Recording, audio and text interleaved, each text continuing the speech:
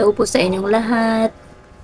So, naaalala nyo po pa po ba yung pag-uwi namin dati sa probinsya? Ito po yung tinawiran naming putikang palayan. So, ayan po. Pagkalipas po ng isang buwan, ayan na siya. Green na po. Ganda na po ng palay. Ilang buwan na lang po ang aantayin at mag-aani na naman sila. So, ito pong video ito ay padala po nung aking kapatid dahil ako naman po ay bihirang umuwi sa amin. So, siya po ang nagpadala nito. Ayan po. Patawid po ito doon sa aming lumang bahay. Ayan.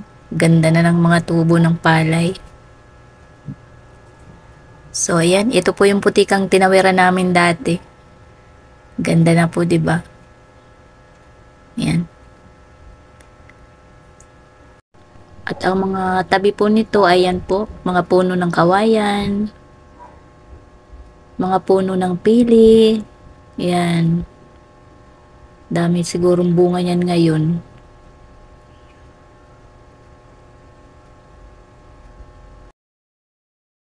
At yung sagingan ng mama ko, ayan. Diyan po kami nakuha ng saging.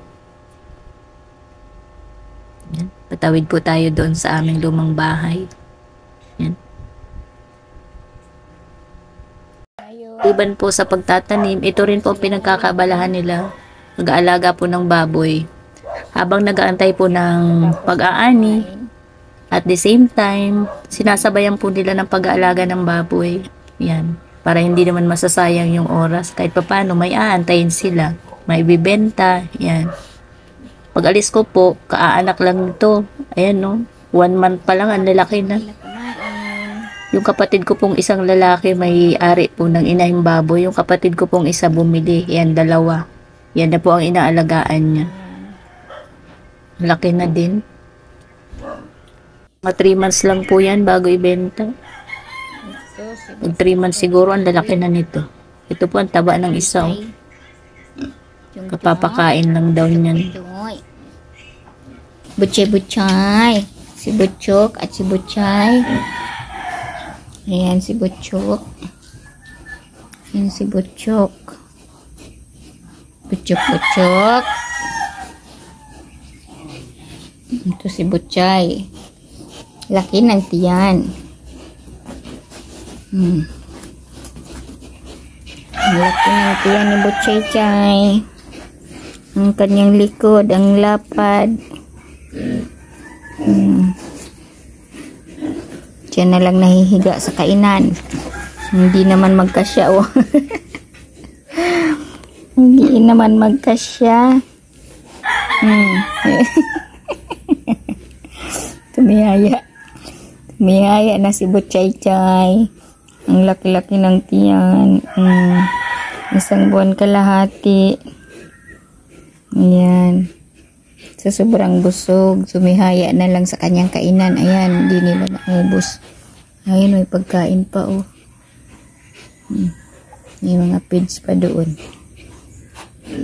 Tumihaya na si Butchay-chay.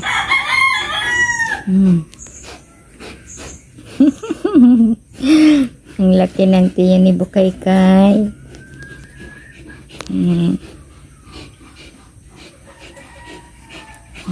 Isa sige pang gala-gala. Hihiga na din. Ayan, hihiga na rin siya. Ayan. Ang buhay ng mga baboy, pagkakain, higa. Dumapa. Dumapa na. Laki rin ang tiyan. Ito talaga tihaya. Ayan. Tihaya talaga siya, oh.